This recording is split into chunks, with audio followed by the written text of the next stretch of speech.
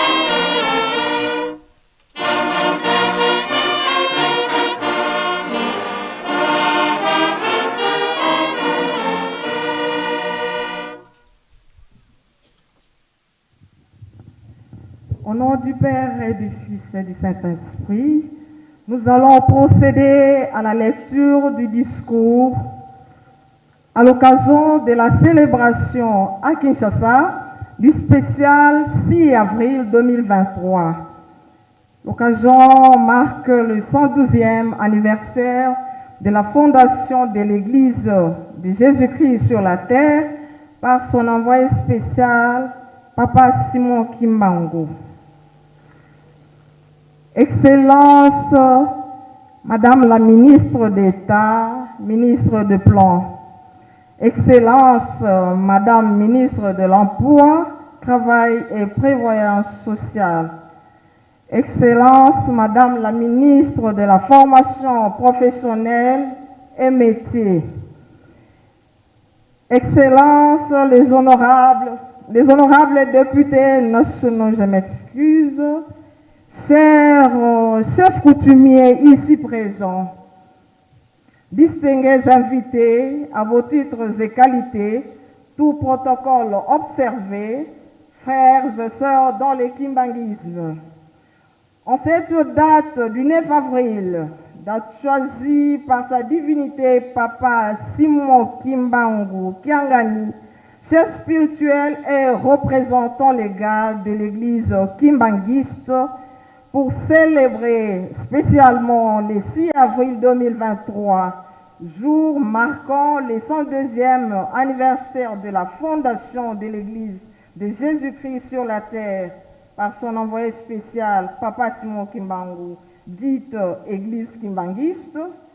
Nous voudrions, au nom de sa divinité, Papa Simon Kimbangu Kiangani, chef spirituel et représentant légal de l'Église kimbanguiste, nous acquitter avant toute chose d'un impérieux et agréable devoir, celui de vous souhaiter la bienvenue ici au centre d'accueil kimbanguiste de Kasavubu, tout en vous transmettant ces paternelles et chaleureuses salutations. Il vous exprime par-delà les mots ces sentiments de profonde gratitude du fait que vous avez choisi de répondre favorablement à son invitation afin de partager ces grands moments de joie avec vos frères et sœurs kimbanguistes, et ce, en dépit de vos multiples programmes dominicaux. C'est une date qui a fait vibrer le monde, car pour la première fois, les puissances coloniales occidentales ont senti la profondeur et le sérieux de la résistance face à leur système infernal qui avait comme fondement le christianisme qui a réduit l'homme, l'a aliéné, l'a exploité et qui a dominé le monde. Distingués invités à vos titres et qualités, tout protocole observé, frères et sœurs dans le kimbanguisme. Ce dimanche 9 avril est un jour exceptionnel où le chef spirituel et représentant légal de l'Église de Jésus-Christ sur la terre, par son envoyé spécial, Papa Simon Kimbangu, nous disons, Papa Simon Kimbangu Kiangani a décidé de célébrer pour ses enfants de Kinshasa les festivités grandioses du 6 avril de l'année 2023, l'année où tout reprend à zéro selon son expression, alors que traditionnellement, depuis l'époque des trois fils de Papa Simon Kimbangu, à savoir Papa Kisolokelo Lukelo Charles, Papa Dialungana Kiangani Salomon et Papa Diangenda Kuntima Joseph. Cette fête du 6 avril s'est toujours déroulée à la source, c'est-à-dire en Kamba, Nouvelle-Jérusalem, où tous les fidèles et sympathisants kimbanguistes montent pour glorifier le nom de notre Seigneur Jésus-Christ.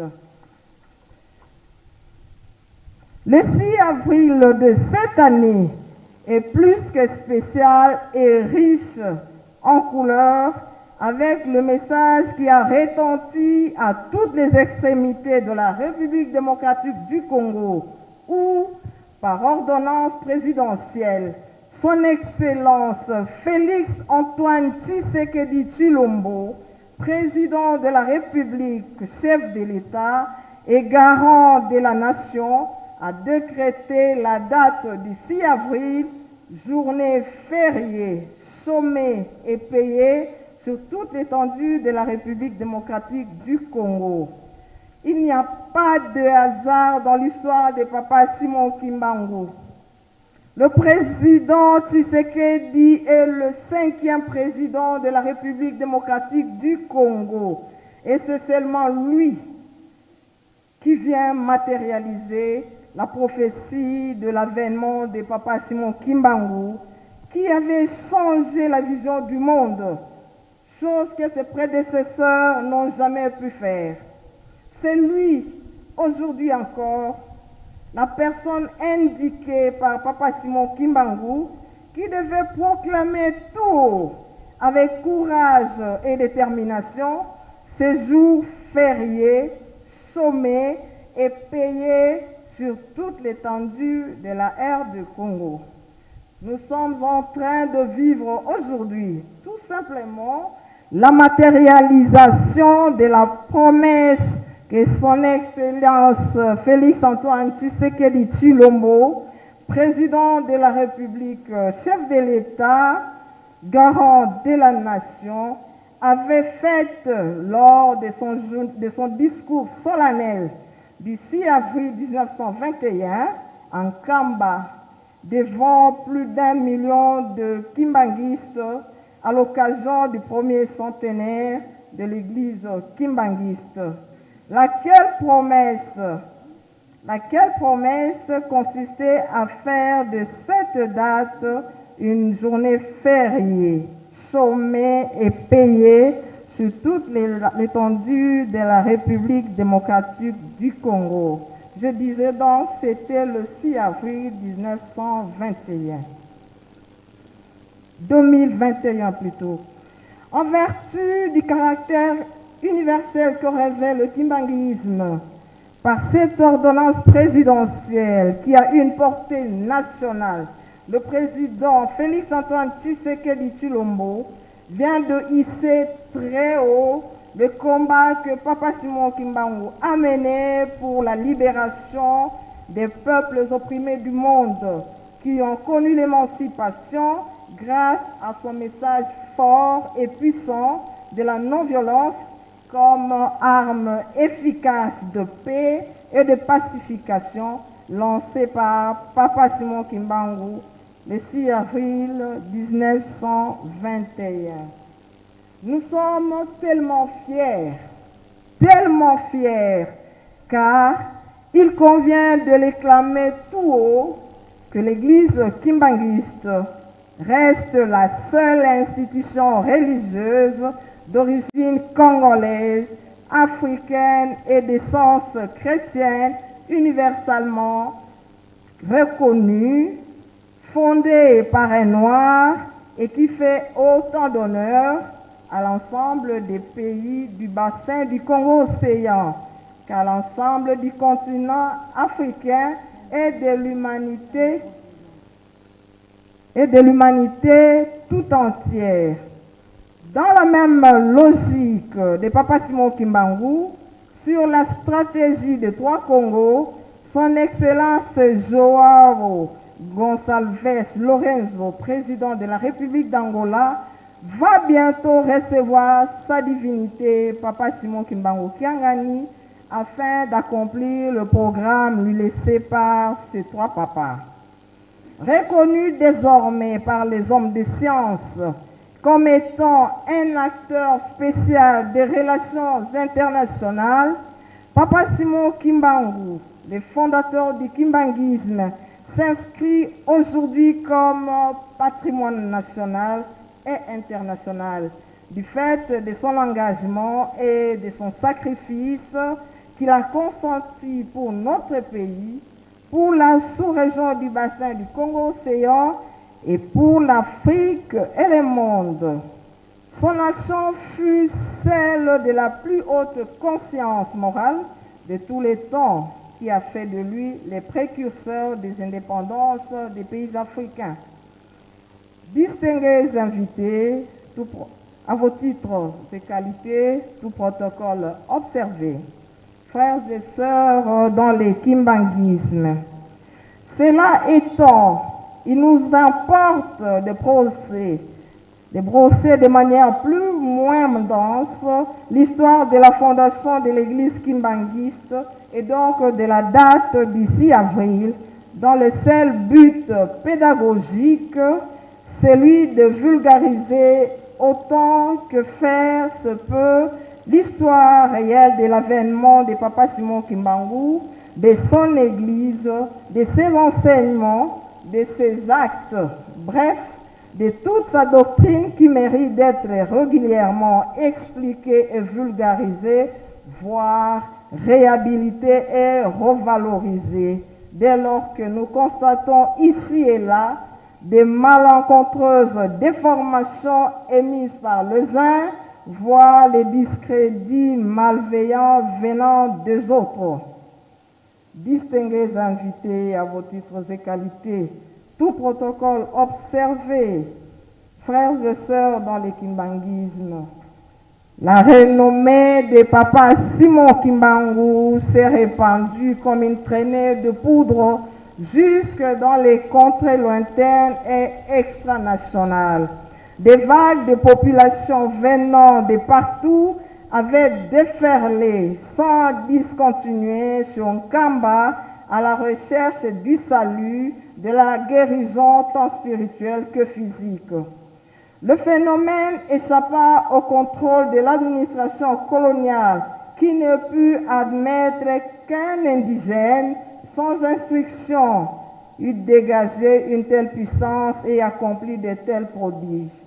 Le 10 septembre, à Mbanza-Ntsanda, Papa Simon Kimbangu livra son dernier grand message prophétique de libération du Congo, de l'Afrique, de l'homme noir et de l'homme tout court. Il précisa l'avenir de l'homme noir, pour lequel il dit en substance cette célèbre prophétie que nul n'aurait imaginé. Nous les citons: l'homme noir deviendra blanc et l'homme blanc deviendra noir. Fin de citation.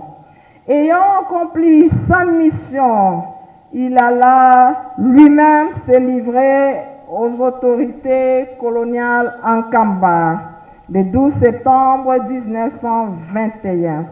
Arrêté, il sera enchaîné et conduit à Tisville, actuelle Mbanza-Ngungu, dans la province du Congo central.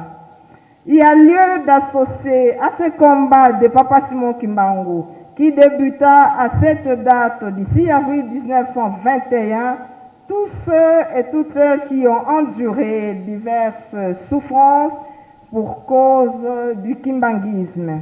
Il y a son épouse et Maman Mouilou Marie, leurs 3 enfants, ainsi que toutes les personnes déracinées et déléguées comme lui, loin de leur lieu d'origine, et parfois en milieu hostile dans le but de les voir tous périr.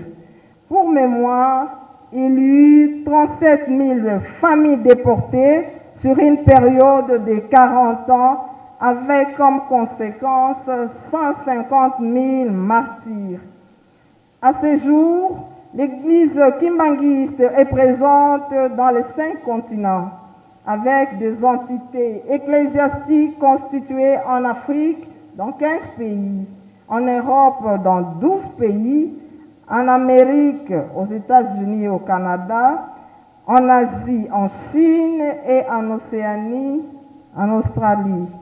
Son adhésion dans les institutions écuméniques internationales, COE, CETA et OAIC témoigne de son dynamisme et de son impact universel.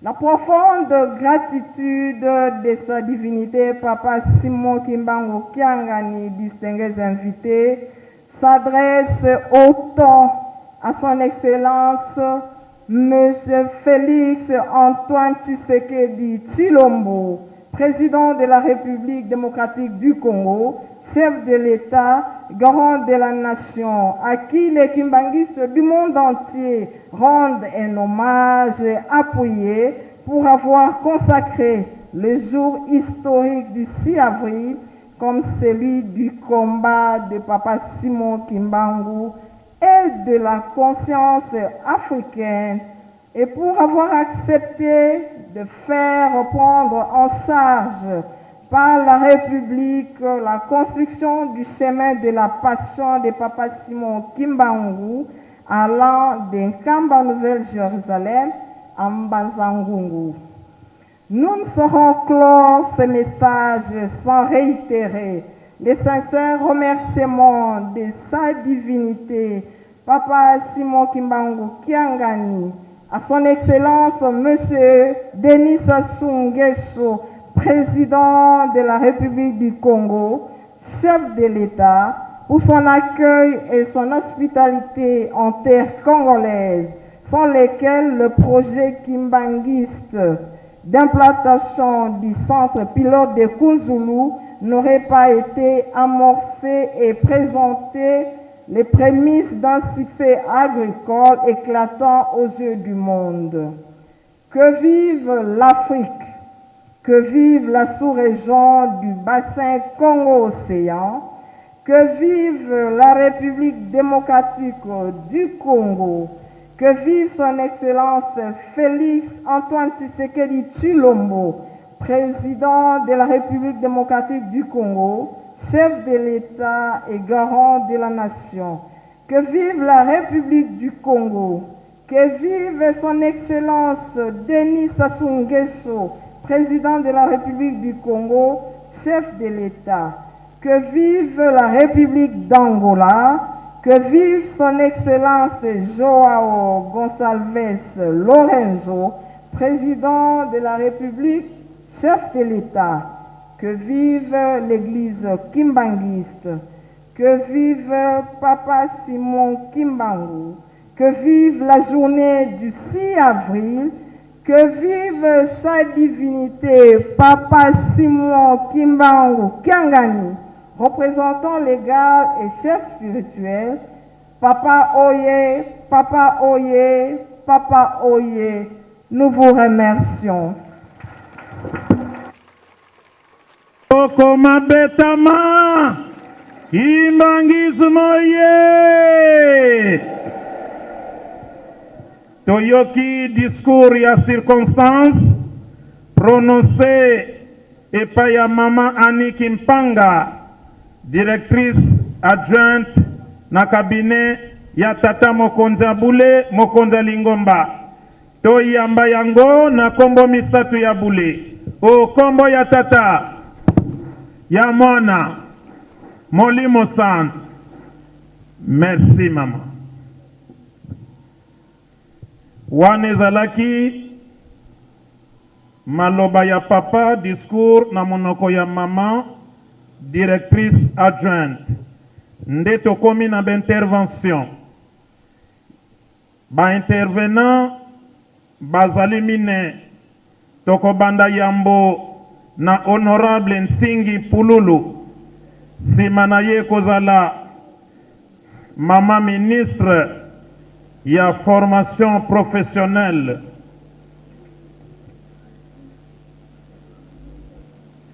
Na simana ye ekozala bongo ministre ya plan pe tokosukisa na kolo 6 avril mokolo oyo atalaka mikolo ya misala mama ministre travail emploi pe prévoyance sociale. Na bongo tu invité honorable Nsingi Pululu pona liloba na circonstance oyo.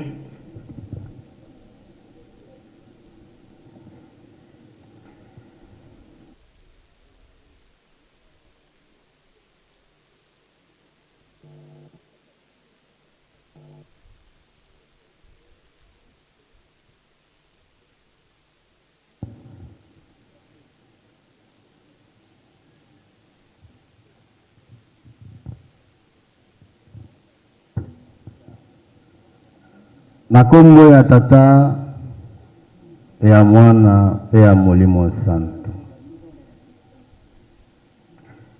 Nazana esengo makasi. Lelo nazwi occasion. Oiza occasion. Ya liboso natondi papa mokonzi ya bule papa Simo Kimbangu Kiangani mpo mote ya lelo c'est comme si akanaki biso ba député na yebite bandeko nang balandi liloba nzambe pasteur akanaki biso pona koyebisa biso ete bino ba député bozotia makelele ya pamba pouvoir politique bozanango mais lokola bozali pamba spirituellement voilà pourquoi scientifiquement boza nil bolana kango hein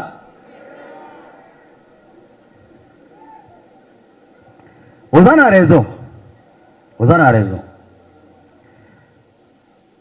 mais kobosana te ke mboka eza lokola mutu mboka pe ekolaka ndenge mutu akolaka bilanga ekolaka na mai mais mutu akolaka na conseil tala bambula tosali po lelo tozwa date ya le 6 avril baconseil boni elekaki boni batosaki boni batosaki te mais lelo etosami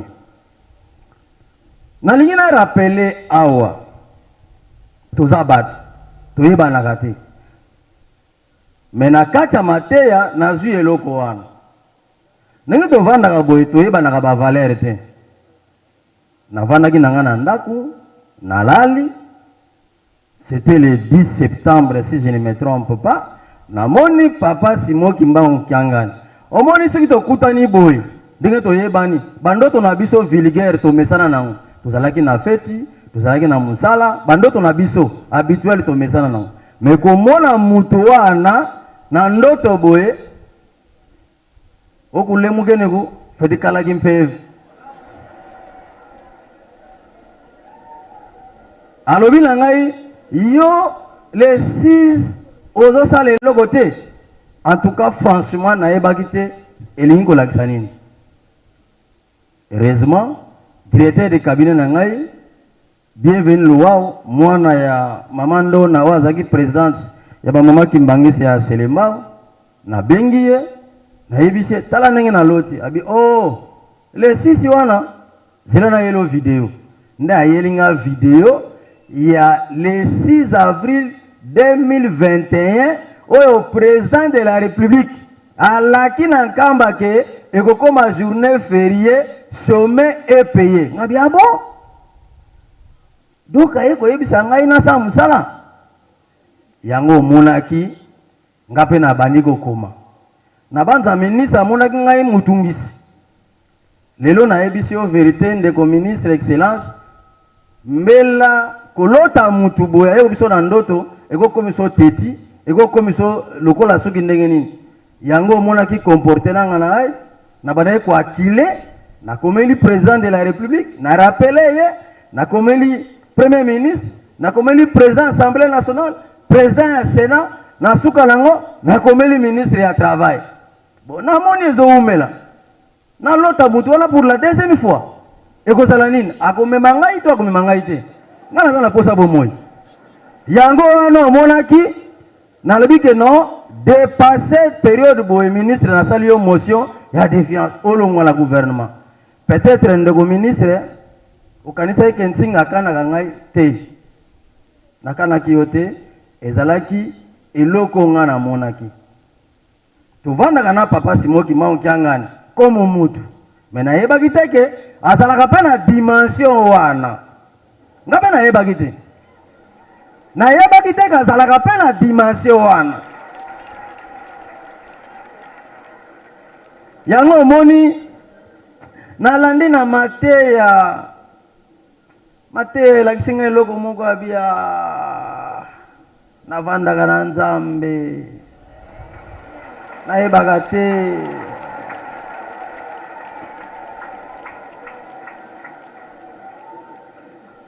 papa yoka biso mawa tozali bato boyebi na biso ezaka na ndenge totangaka na classe lokola naza ingénieur physicien nazomona lokola naza ingénieur physicien mais domaine wana eza pasi talaka nzambe makambo asalaka batu nyonso bazalaki makasi na molimo pona ko considérer bango ezaka pasi soko tie diplôme pembeni po tala bango ezaka pasi bino moko boyebi Yesu bano ko tuna ye di ça c'est l'enfant de qui? Oh non ba docteur de l'eau albani di il connaît quoi? Di ngape na ye bakite mais bana mukolo wana na ye ko sosola ke tika na boya ki kutuko na pronosaka su kombo na yote pona ko banga kozwa etumbu po Bible lobi kutanda ka kombo nzambe pamba te soko moninga na tangi kombo na yote papa yebake na boyi etumbu tika na suka kaka na papa mokonzi ya bule na yoki ndenge mate lobami ndenge nyose lobami awa mais papa singo kimbangu na meke kotuna muke kosala ba recherche biloko misatu wana: indépendance politique, indépendance scientifique, indépendance spirituelle. Responsabilité ya makasi eza toujours na kati église. D'abord na kosenga église bino nyonso ba fidèle merci po boza na mbamba makasi bo résister na kotonga kofinga nyonso me bo résister ezalaki kaka po bozwila biso solution po à partir ya date oyo mikolo ekoya bokomona changement. Bamboka nyonso oyo bacomprenant bamboka wana echangea bakosaka biso bakosi biso mingi.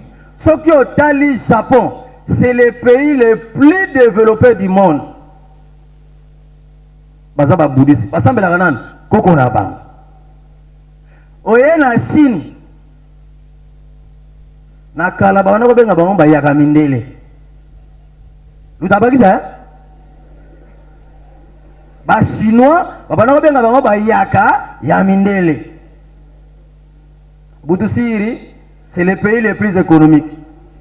Oh, j'ai vérifié, bango lisu basambelaka koko na bango. Na Moyen-Orient, ba musulman.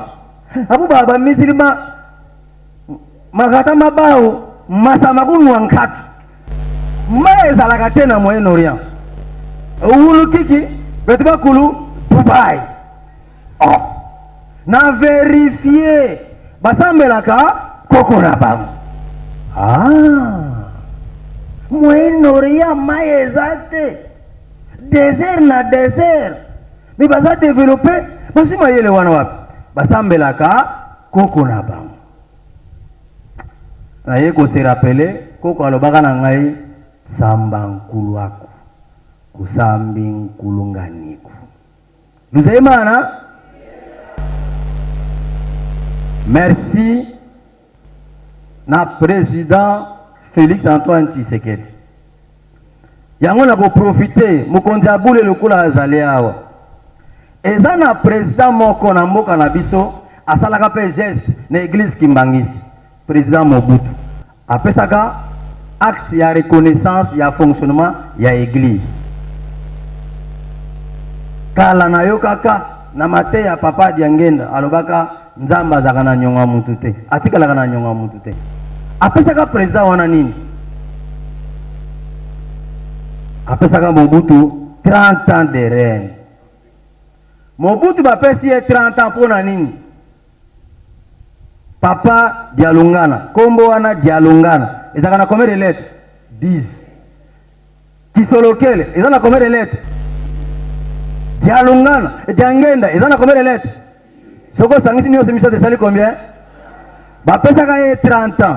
Elengi, goût. Oli a sali sa élection à 89 a glissé. Aye aye ko zo 32 ans ataku ga sugina. Le mono ga yesugina? Yango wana na sengi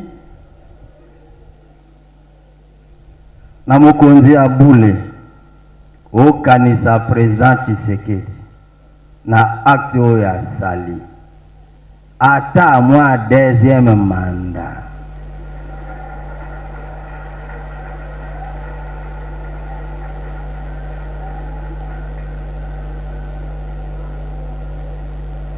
Ya suka ngai nasalaki musala na ngai ngape naza na besoin lisungi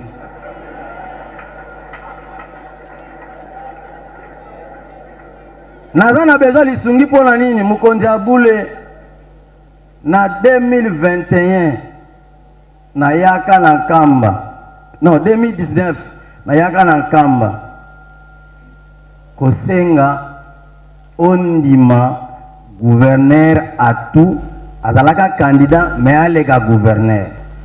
Collègue nanga de Yonkusu aza présent osala yango makambo olobaki nanga na suka aosengi tala namonaki yango ya solo oza mokonzi Abule. Me nga naze kosenga boye nga nasali mosala na ngai nalandeli nzambe na molimo nga na mosuni nalandeli te nalandeli. Naza na ba problème papa mokonzi Abule, naza na ba problème. Bango nyonso bafandi bayebi ke naza na ba problème. Boyede naza na ba problème. Mubeko moko utaki na Bible, Deutéronome chapitre 17-15. Mokonzi akoki kozala mupaya te. Nazwaki mubeko wana nakotisi yango na palais du na parlement po eleka.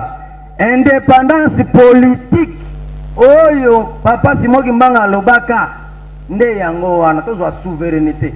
Président azalaka mupya makila na biso nga na fabriqué te. Eza mission ya papa Simoki Mbanga yenda atikaki yango nga na sali batu batelemeli ngai papa batu batelemeli ngai batela ngai batela ngai papa mokonzi Abule batela ngai.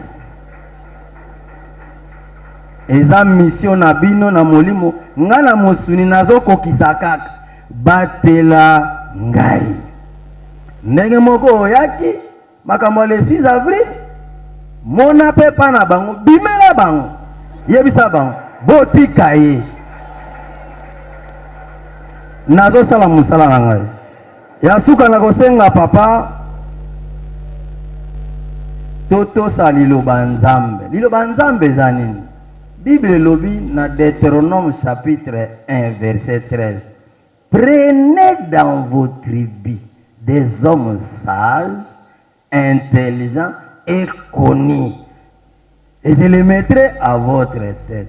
Ndeni ngana era élection na nyokamaka. Et pourtant boyebi que s'il y a des Congolais na Kinshasa, des politiciens ou sages, intelligent, inconnu, d'ailleurs pe naza mukuse, naza courageux, ezana singite. Siko nani nazo nyoko mana élection na wole la kabavua. Pourquoi faut na nyoko makandengwana? Papa nangonga wana okanisa ngai. Okanisa ngai. Merci mingi na bandeko baso lokola ba pesi biso le 6 avril. To contrôler etamboli na biso elobeli na biso na esaleli na biso nakopesa bino merci nano na yokate ministre moko ayibaki tango ba vérifier boye azaki mbangisi nano azalate mandataire moko ayibaki tango ba vérifier boye azaki mbangisi nano na yokate.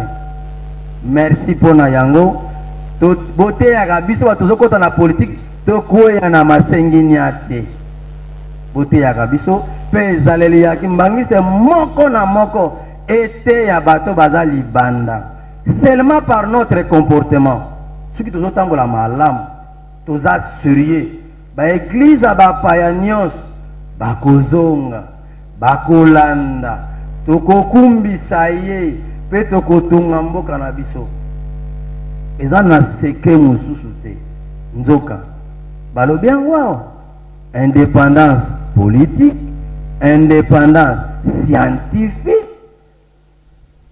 scientifique. Papa azosala bilanga. Bilanga wana ekokoma nini? Loso wana ekoya ya pamba. Est-ce que toza capable ya kosala mafuta ya loso? Papa Diangenda, prophète na biso, asalaka bilanga coton. Atika yango mpona nini? Batielaka ye prix kotiela. Okoteka yango na prix boye. Neloko ebayisa Papa Diangenda. Boyebi yango te.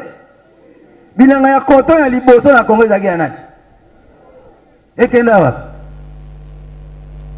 Abu ya independence scientifique nkatu babu tout ça.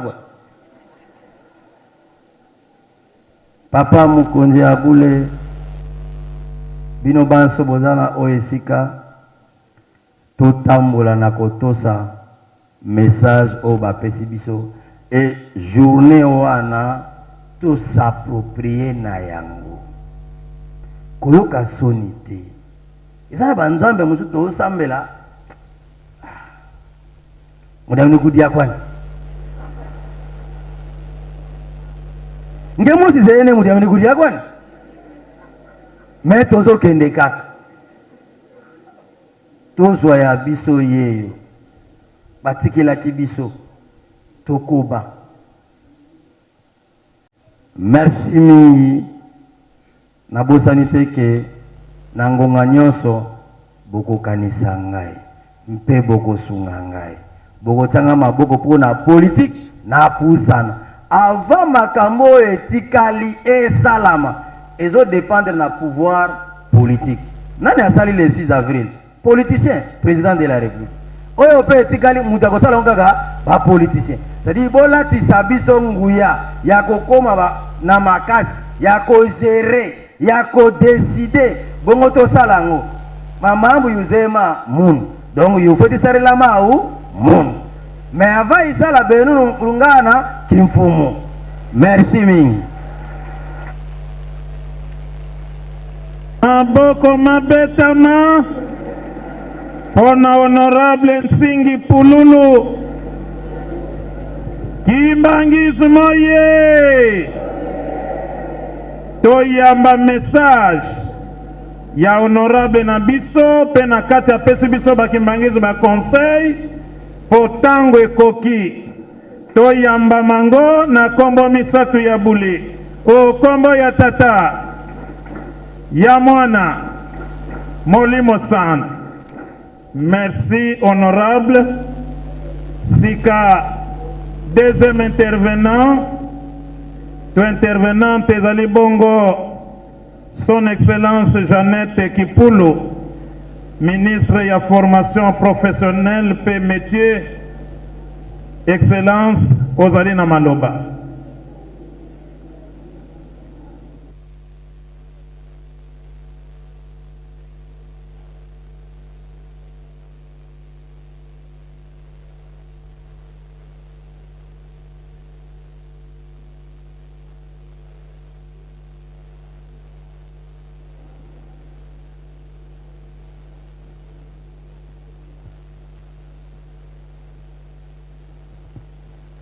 Merci. Je voulais corriger mon nom. C'est Madame Antoinette Kipulu Kabenga de Nojane. Merci. Sa divinité Papa Simo Kimbangu, chef spirituel et représentant légal de l'Église de Jésus-Christ sur la terre par son envoyé spécial Simo Kimbangu. Honorables députés et sénateurs, Madame la ministre du Plan, Mineta, excusez-moi, Madame la ministre du Travail, Mesdames et Messieurs les membres de l'Église kimbanguiste, les pasteurs et fidèles de l'Église venus de tout le monde entier, comme nous célébrons cette journée spéciale dédiée par le chef de l'État.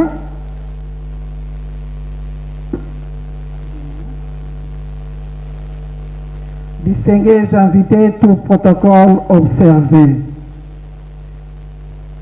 C'est un honneur pour moi de participer à cette grande fête, de consacrer les 102 ans de l'Église de Jésus-Christ par son envoyé spécial, Simon Kimbangu, et GCSK en sigle. Pour la deuxième fois que je mets mes pieds à l'église kimbanguiste, la première fois c'était avant-hier en Kamba, où nous avons été représentés, les chefs du gouvernement.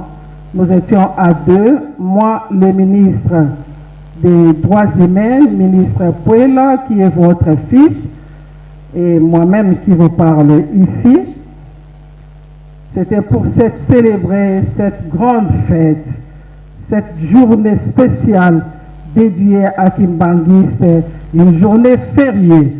Là, je jette vraiment le fleur à mon collègue qui est ici, le ministre du Travail et Prévoyance sociale.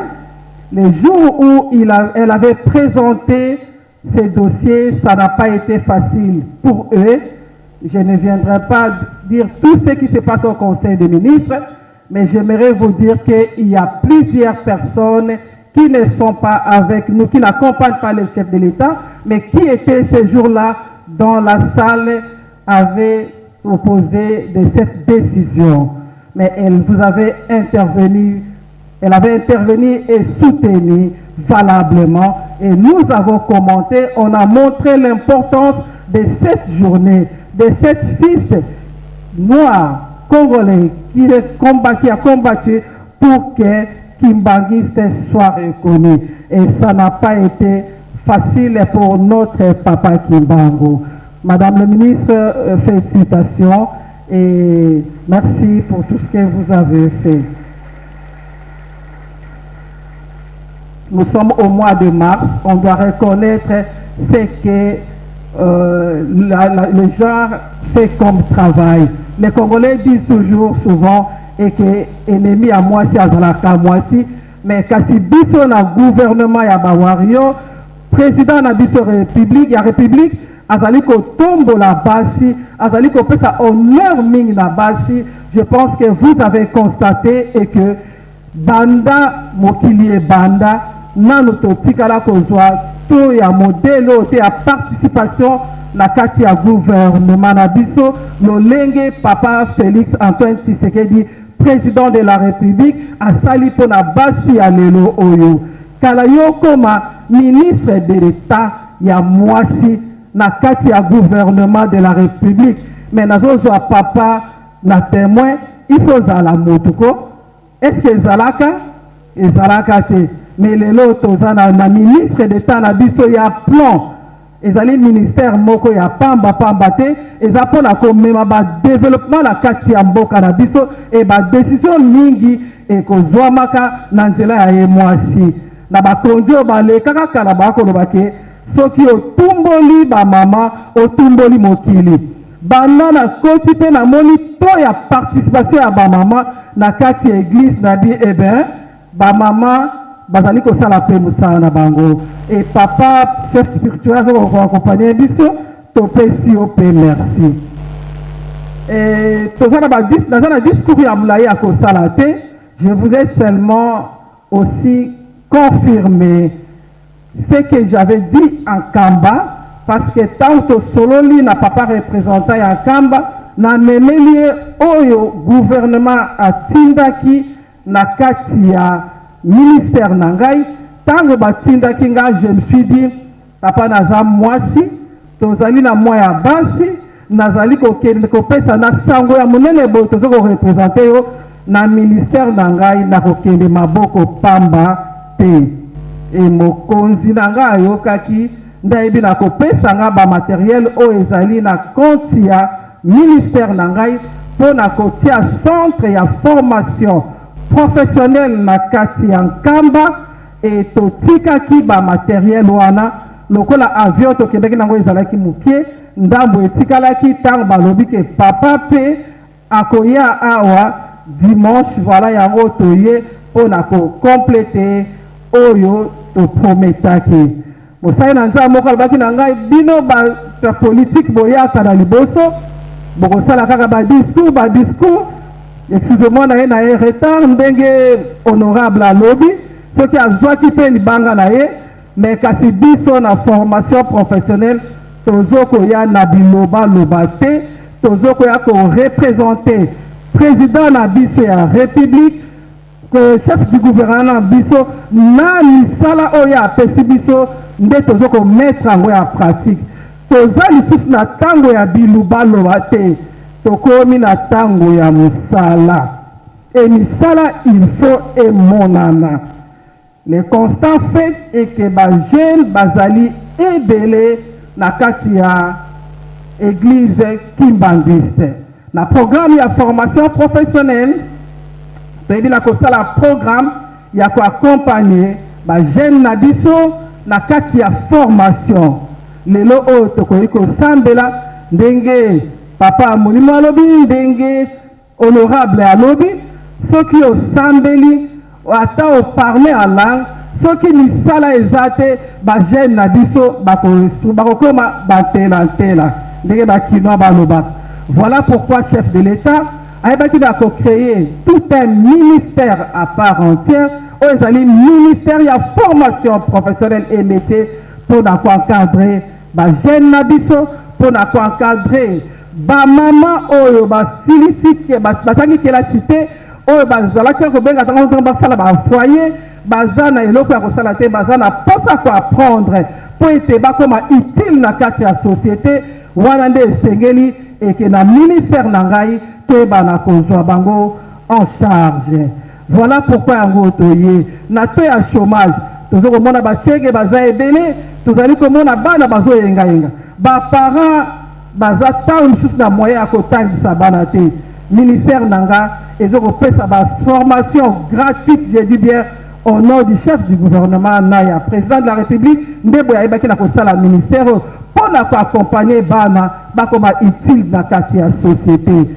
Voilà pourquoi yango toye lelo pona koyeba kokuta na su na papam kotika oyo etikalaki kobakisa oyo etikalaki po toyeba na kosala kotia système oyo na kati ya nkamba et puis awa pe na Kinshasa na koleka pe lisusu tokosola na papa koyeba lolenge nini bakoyeba na kopesa biso pe basale po to encadrer bana.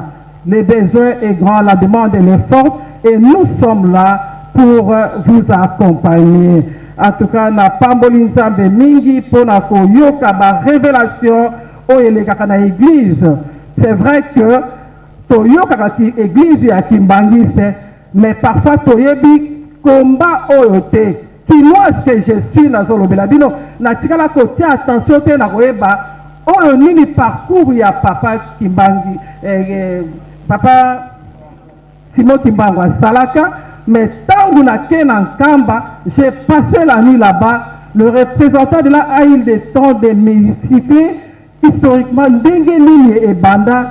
En tout cas papa na tosi bino mingi na msala oyo papa ebaki na kosala nayoki mpe lisusu balobi awa ete bayebi na kosala chaque province na province eloko na découvrir sur place et que baza na maison de passage na bino botongaka et la demande a été faite et que balakisinga domoni oyo kuna lokola nazalaki na ndako na likolo papa lakisinga biabi omoni yoza ya wapi ya bandundu tala ya bino ya bandundu yango wana eza nanu chantier na ye lisusu nayoki babeti susete ya bandundu balobi ozala Kimbangiste te ozala soki nani yebake okoyeba kosala eloko ngai nazozwa engagement etake na compte ya gouvernement te mais na compte nanga moko personnel pour na koyeba na ko soutenir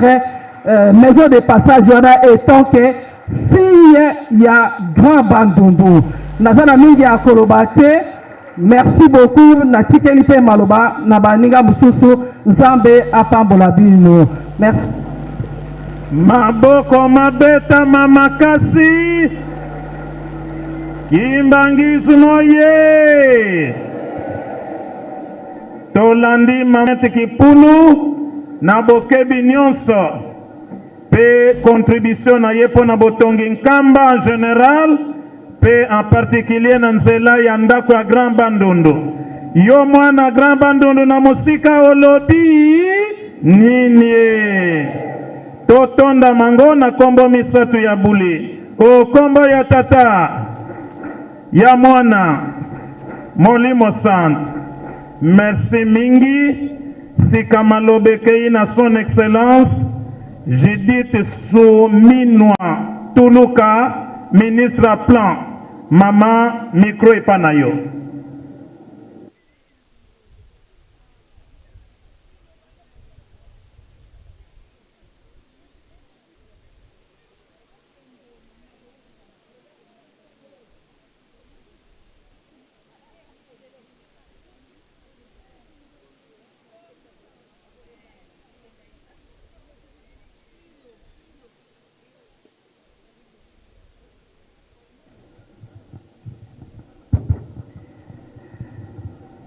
Papa Simon Kimbangu Yangani, chef spirituel, Mbotenao Papa, la respect nyonso.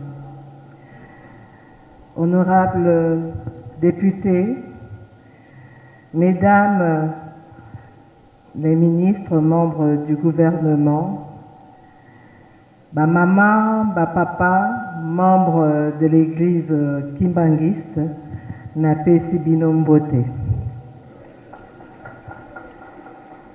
Naza na makambo ebele ya koloba te, mais na koloba boy. Na 2021, le 6 avril, ngai pe nazwaka nzela nakende na nkamba to fete 100 ans. Tolalaka na nzela, papa ayebi, ezalaka pasi pona kokoma, mais tokomaka, parce que ezalaka volonté à biso nyonso tu ebandeli na papa président Antoine Félix Tshisekedi jour wana tozala kuna na nkamba. L'air tokomi kuna ye moko aye boyoki yango asalaka promesse journée à le 6 avril ezala commémoration ya combat ya tata Simon Kimbangu. Ce n'était pas facile. Nakanisi, Madame la ministre du Travail, leur a causé parole, à Yebi Sabino, Mika Katanonio, so protocole manadate wana, et comme na ordonnance. Papa honorable paix à lobby oyaye, donc beaucoup de monde qui est loco à PTT, mais salami. Eloko nyonso eyaka na tango nango boyete. Merci. Nazongeli tuzwaki nzela ezalaki pasi metokomaki. Dernièrement na conseil des ministres, président de la République abeteli yango susu c'était la route de la passion apesi susu ba instruction il faut esalama. Bokoloba tant ezokende likambo ezoumela, mais encore une fois eloko nyonso eyaka na tango na yango, processus eza lancé, mais donc likambo yango ekokomisama. Sikoyo ngai en tant que ministre d'État, ministre du plan, dossier moko naza nango eza ya motuya, eza programme de développement local de 145 territoires. Nakanisi bino nyonso tu boza awa ibele boyoki likambo ya programme wana. Tosito bandi na niveau à gouvernement. Première étape, to lancer ba travaux ya construction ya ba école, centre de santé, bâtiments administratifs dans les 145 territoires. Misala wana ibandi. Kasi iza PTT parce que binomoro boyebi banzela na biso esi ebeba.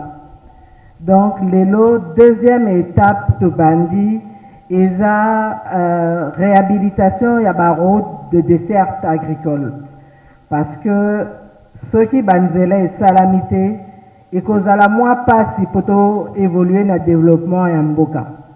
Donc, deuxième étape, c'est bandi, bandi na ba étude de faisabilité. Wana, mon essayer bimaki et salami, donc bientôt, bako lancer appel d'offres pour na ba marché, ya ba entreprise au ba banzela. Instruction pe salami, na kanisi vendredi boyoka ki yango na compte rendu ya ministre Mouyaya que banzela il faut salama de route de desserte agricole, mais il faut pas ça la connexion na ba route interprovinciale. Binonyo surtout boyebi, encore une fois ils a PTT, mais malembe tozokoba tokende wana. Soki tolingo développer mboko na biso tozana choite. Et wana nakobeta sete parce que na yebi. O ngana mona ki na nkamba. Ndenge bino bakimbangiste. Bozo sala musala. Tomoni construction à musée. Tomoni barisière ezo sala mabozolo na loso. Donc bozo contribuer na développement en mboka. Yangwana na kosenga bino bo simba tata mokonzi Félix Tshisekedi pour ensemble tokende vers le développement de la RDC yango ekopesa lobiko na population nyonso tu. Na suki wana naza eloko mingi ya koloba te, nasengi bino kaka botondi mpo na ndenge papa chef spirituel a invité ngai.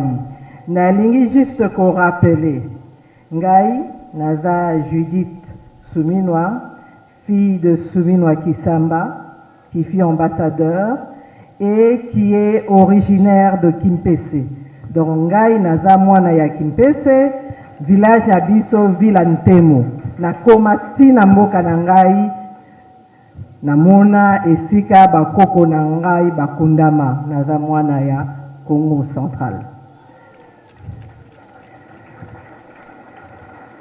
Molongani nangai kombo na ye Roger Tuluka, mwana ya papa Tuluka Cheyaya Fumumpembe. Donc yepe na kanisi na bakongo aza susu muta représenter te biso nyonso tu toza bato ya songololo. Donc toza bato ya awa. Merci beaucoup papa de m'avoir donné l'occasion ya kolobana biso nyonso tu toza awa. Nasengi vraiment botondi. Merci beaucoup.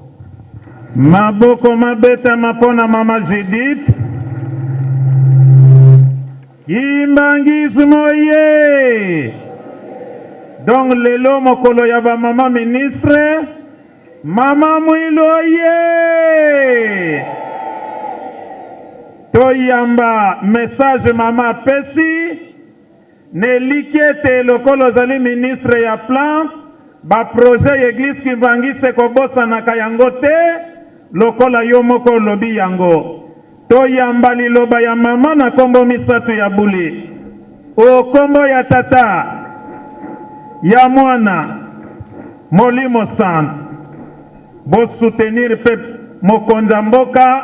Lokola lingi nkamba miso na ina développement ya nkamba nzela tout ça. Bino bo appuyer. Kwete reyo wana ekende liboso. Pe lingomba en général. Ndeto sukisi na mokolo jour ya férié ya 6 avril mama ministre Claudine Ndusi Nkembe ministre ya travail emploi et prévoyance sociale mama micro et pesamelio betela ye maboko soki 6 avril les ali déclaré chômé payé férié mokolo ministère yeyo.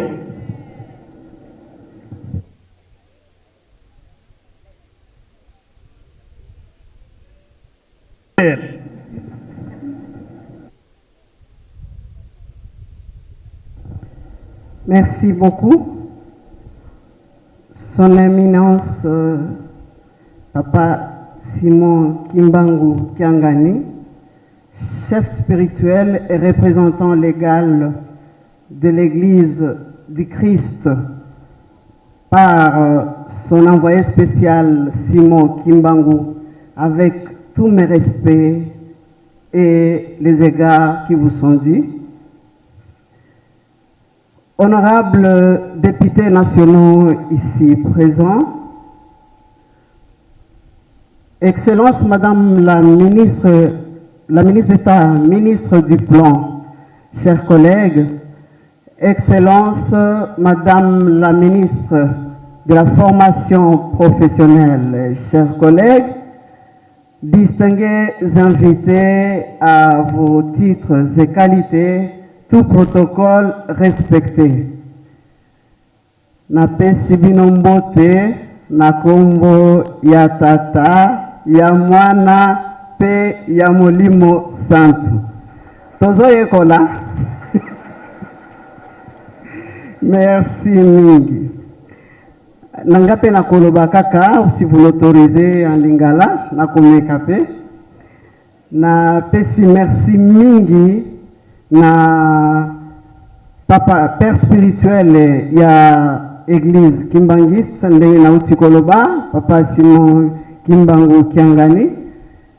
Na pesi merci na bandeko nyonso basi pe mibali ya église Kimbangiste. Non seulement pour l'invitation botindela kibiso pour na ko reconnaître musala tosali elongo na bino kasi lisusu pour na ko féliciter pe ko reconnaître sérieuxité ya église Kimbangiste ko reconnaître misala oyo bozali kosala ko reconnaître que eza makambo ya blague te kosala makambo ya pamba te ya solo na ndimi ke mboka na biso esengeli ebonga me ekobonga na biso moko batu mwindu ndenge musali ndenge papa Simon Kimbangu a tikaki professiona. Je crois que Sengeli Tomi Bete la Maboko Toloba vraiment merci. Pour na musale zo salema, ba investissement eza komonana, sérieuxité eza komonana, namoni honorable Singa uti koloba walobi nanu bakanga ministre moko ya muyibi ya église Kimbangi sete. Nanu bakanga député to nani DG to mutu songolo na misala l'État na muibite wana eza elonga munene ezali kolakisa effectivement que toza sérieux na makambo oyo tozali komona na nzela misalo eza kosalema na église Kimbangiste. Nalingaki na kokota na bataille détail ebele te. Nasima ko remercier église péché spirituel. Nako remercier lisusu ba membre nyonso ya église, ba frère, ba sœur pe ba kambi nyonso pona boyambi oyo bolakisi biso na mukolo lelo. Simana yango nako pesa merci mingi na mukonzi ya mboka Félix Antoine Tshisekedi Tshilombo oyo a déclaré ki mukolo wana avant même bisotokota na kati na misala oyo ya korandra ngo possible. Na kopesa détail muke na ndenge to cheminer na musala oyo poto koma na date ya le 6 avril kokomisa ngo date nationalement et internationalement reconnue lokola journée chômée fériée et payée en République démocratique du Congo ezalaki facile te lokola mkonza mboka alobaki esalema esengelaki esalema kaka. Alors, Zwaki instruction mokonzi Félix Antoine Tshisekedi Tshilombo na kozonga na ye après fête à centenaire au ezalaki na kamba alobi mama ministre na lingi mukolo wana il faut esalema. Alors sala musala na yo de façon à ce que mukolo wana ezala reconnu comme tel. Biso pe to koti na kati ya musala. C'est vrai que ndenge tolobzolo bango boye eza facile à koloba mais ko réaliser ango ezalaki moins pasi na kotala ba exigence ya monde du travail na kotala ba exigence ya organisation internationale du travail na kotala ba exigence ba travailleurs société civile pe mangoma mususu oyo eza pe na kosenga pe makambu songolo paka. Kasi na kozonga lisusu epai ya chef spirituel koloba merci. Tangu namonaki mwa mikakatano nga nalobi no nazonga tokende nanu na kamba nayaki nayebisaki papa bokotianga kaka na mabondeli. Omusala oyo esengeli esalema parce que eza reconnu comme tel déjà par l'autorité suprême du pays. Papa merci tangu mususu ko se souvenir te mengai na komaki le 6 avril pour la première fois le 6 avril 2022 pour la première fois na cité sainte ya Kamba nde nanyataki makolo nanga kuna non seulement pona ko expliquer pona nini tozo umela na mukolo yango mais aussi pona ko senga secours prière secours spirituel boyete hein? Voilà comment nayaki kozonga na convoqué Conseil national du travail yango nde kuna badiskitaka makambo ya ba journée fériés légaux et payés. Pour votre information na mboka na biso Congo tozalaki na 9 jours ya congé fériés et payés. Tokomi sikoyo na 10e jour oyo eza le 6 avril eza ko reconnaître combat ya Papa Simon Kimbangu pour la libération ya homme noir et pour la kimia.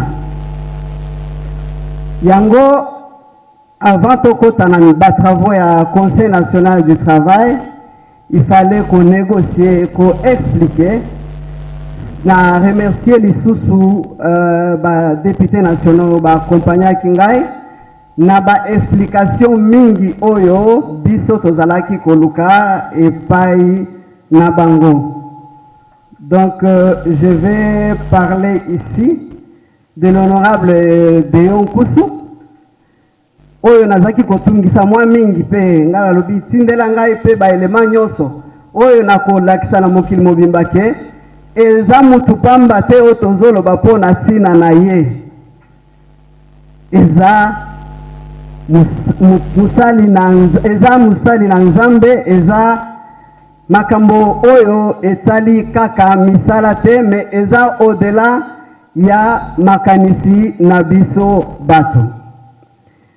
Nako remercier pe honorable Singi Pululu parce que au-delà ya bamikanda azalaki kokoma kotia pression ndenge alobi esengelaki pe asala yango po biso nyonso tosungana tokoma na possibilité ya kodéclarer mukolo ya lelo mukolo ya le 6 avril lokola mukolo ezali reconnu chômé et payé. Nazongeli koloba ke mokonzi ya mboka Félix Antoine Tshisekedi Tshilombo il faut qu'on félicite ye mingi. Non seulement parce que azalaki pe patient ko permettre biso to sangisa ba élément nyonso na o etali bomoi na misala oyo yemoko envoyé spécial ya Nzambe azalaki kosala pona amérité mukolo wana, contrairement na o bato bazali kokanisa wake esuki na mboka Congo te, eza na ba norme internationale. Donc le loyo grâce à Félix Antoine Tshisekedi Tshilombo kolandana na combat ya libération ya homme noir oyo aza convaincu nango na nzela ya misala oyo Simon Kimbangu ayebaki na kosala, mokili mobimba eza ko reconnaître journée ya le 6 avril. Est-ce que pona yango tokoko beta maboko te? Bandeko esuki na Kinshasa te, esuki na 26 provinces te, tango nga naza kokende na conférence internationale du travail, naza ko présenter pe papier na nga wana ya koloba biso pe na Congo, biso na batu mwindu, biso batu mwindu toza pe na mukolo toza ko reconnaître misala oyo esalemi na makasi pe patience endurance oyo euti na komba ya Simon Kimbangu. Alors tobundaki tobongisi mikanda parce qu'il fallait ndimama na ba couche nyonso ya société ata société civile, mais lelo yo en tout cas tango tosilisaki toyebaki na kozongisa pe mokonzi aezitaki te na kokokisa mpo na kosigner ordonnance wana. Tango asigner atindeli nga lisusu alobi mpo na exécution. Yango naza ko profiter na parole bopesinga mpo na ko rappeler respect ya mukolo ya le 6 avril. Naza ko rappeler yango na ba ndeko Kimbangiste kaka te, naza ko rappeler yango na ba profession nyonso ezali obligatoire. Musala te o ngai boye mukolo wana makambo nyonso efo stoppe sana mutu mwindu oyo aza komerite respect. Eza na komba ya musali na Nzambe, motindami na Nzambe oyo aza komerite reconnaissance ya misala oyo aza kosala. Bandeko na ngai naza convaincu en tant que ministre ya travail ke biso nde na kondima oyo na boyambi oyo biso batu mwindi nde, biso bakongole nde pe Nzambe asali biso grâce apesi biso mokonzi 5e président ya république nde aye kokokisa makambo oyo esengo te. Est-ce que tokoki kobetela papa mokonzi Félix Antoine Tshisekedi Tshilombo mpona koloba merci mingi papa esiko ozali, Nzambe abatela yo pour longtemps mpona République démocratique du Congo. Nalobi lisusu merci na ye mpona nini aza kokoba kopesa ba instruction na gouvernement na ye po tosuka kaka na journée wana te, mais tosala nyonso esengeli mpona koakompagne église Kimbangiste na misala na yango po erayonne partout. Boyoki ministre ya plan auti koloba makambo ya nzela oyo ezali komema na cité sainte.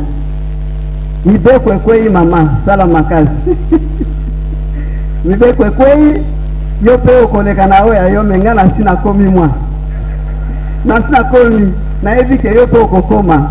Boyoki ba instruction oyo bapesi na mama ministre ya formation professionnelle oyo tokokoba na ye kokontinue kotala ndenge nini kobongisa ba jeune na biso ba mama na biso oyo batanga mingi te bakoka pe kozala na occupation bazala na mosala oyo ekoki ko rémunérer ba misala baza kosala to ko se permettre auto prise en charge.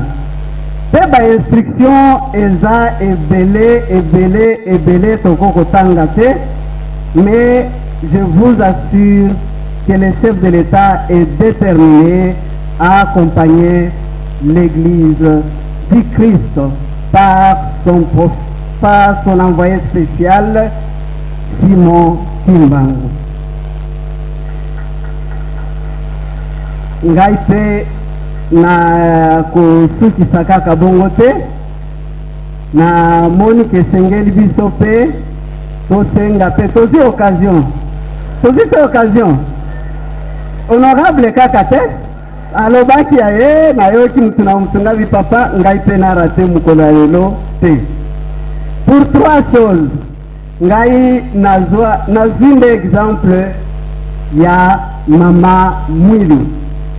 Nakoma kolata kitambala oyo pona ko reconnaître pe misala oyo asalaki. Nakanisi tokozalaka na besoin pe mikolo oyo koya, je présente les 27 ceux qui na bonsanité. Eza le 27 avril ba mama bozali. En tout cas tosimba na maboko tokende na exemple ya mama na biso mama Mwilu. Tolobi bosunga biso bapapa, bosunga biso na ba prière, bo continuer ko accompagner biso po ete biso peto lakisa oyo mama pe aza capable ya kosala na kati ya mboka na biso kolandisa na exemple ya mama Mwilu. Demande na ngai ya suka ezali to porter mokonzi ya mboka Félix Antoine Tshisekedi Tshilombo na mitema na biso, na makanisi na biso pe na mabondeli na biso pete oyo aza kosala na tangu moke ba instruction aza kopesa oyo eza komonana soki azwi occasion ya kokende au-delà. Je crois que ce qui te porte mboka oyo ekokende liboso. Ye wana a reconnaître komba ya mutu mwindu, a reconnaître misala oyo il faut euta na base na mosisa ndenge esengeli. Je crois que demande na ngai ya lelo ezali to bondela mingi pona ye, to accompagner ba action na ye, to accompagner misala nyonso oyo ye azali ko impulser. Nakanisi na suki wana nalobi merci mingi pona mukolo ya lelo pe lokola papa alobi tozo fete biso nyonso elongo le 6 avril lelo. Je crois que c'est notre fête à tous. Nakoloba bonne fête, il y a le 6 avril. Bonne fête na ba travailleurs, na ba employeurs, na ba sali na nzambe nyonso, bana na nzambe, ba mama, ba papa. Nzambe apambola mboka na biso Congo, Nzambe apambola biso. Merci. Maboko mabeta mama kasi Kimbangismo ye tosepeli te tango ya tata Simon Kimbangu ekokaka te lokola moto nyonso azwi conscience na ntina na komba ya tata Kimbangu totondisami na esengo toyamba nanu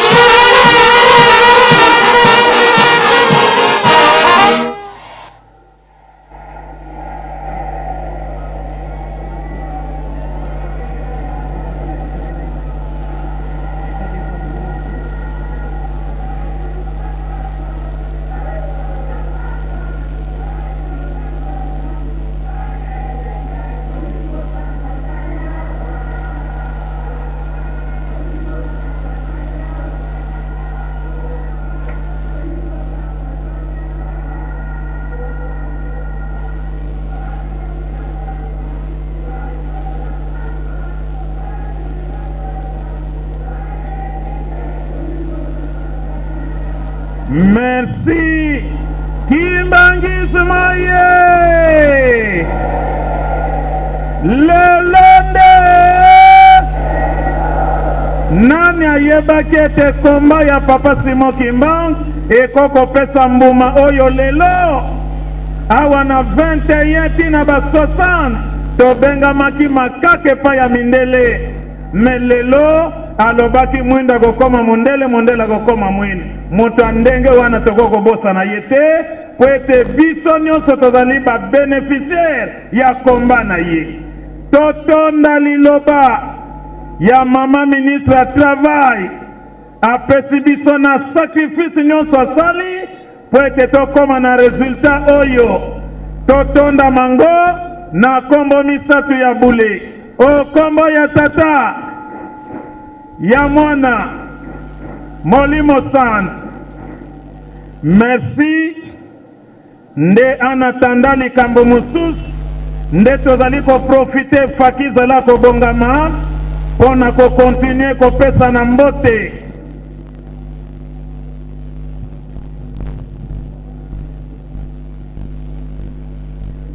Sika oyo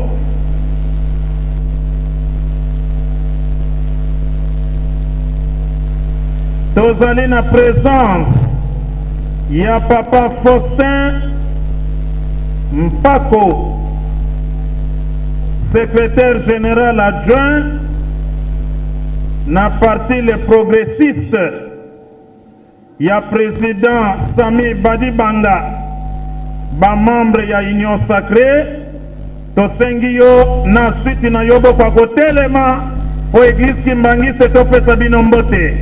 Faki.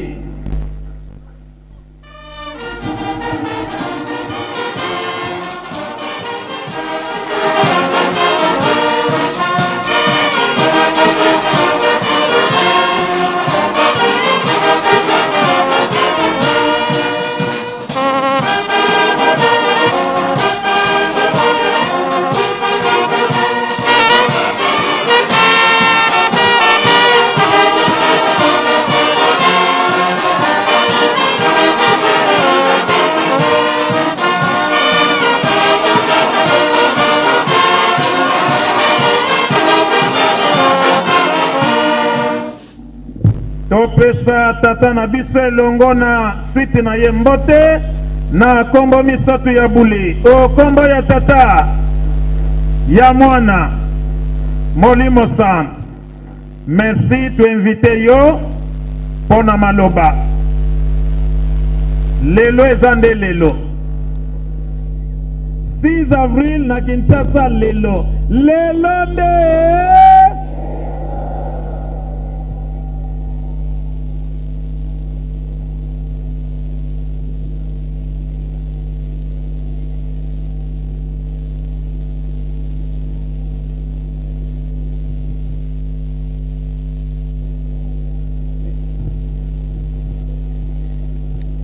Kimbangiste oye!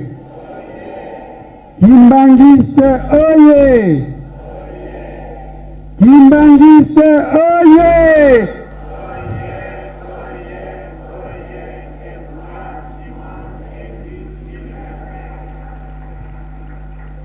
Merci beaucoup. Maloba ezali mingi te lelo tokosepela mokolo ya le 6 avril ndenge tata mokonzi asali eloko ya monene ya kokomisa yango mokolo ya ferie mpona kopesa biso mboka mobimba ya Congo tozala na ntango mokolo wana ya kokanisa mosala monene papa Simon Kimbangu asala depuis 1921.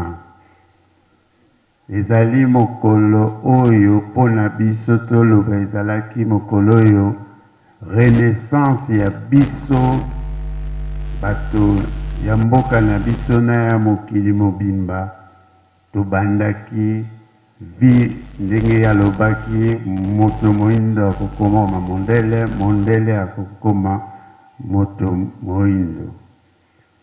yango lelo na occasion oyo tolobi kaka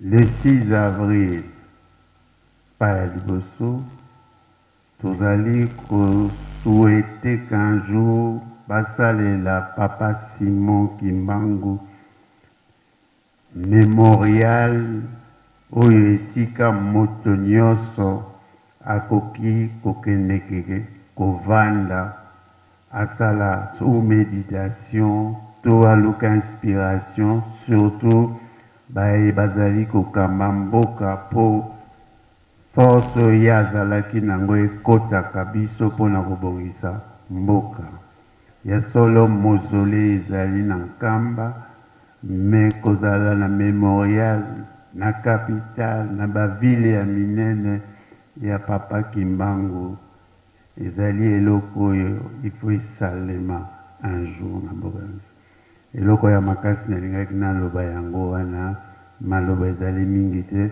tosepela na fête ya le 6 avril. Merci beaucoup. Merci maboko mabetama. Wana demande na ye ezali fondé effigie elongi ya Papa Simon Kimbangu na bavila minene po bamona yeba ye ndenge salami na Matadi par exemple nde toyamba liloba tata na biso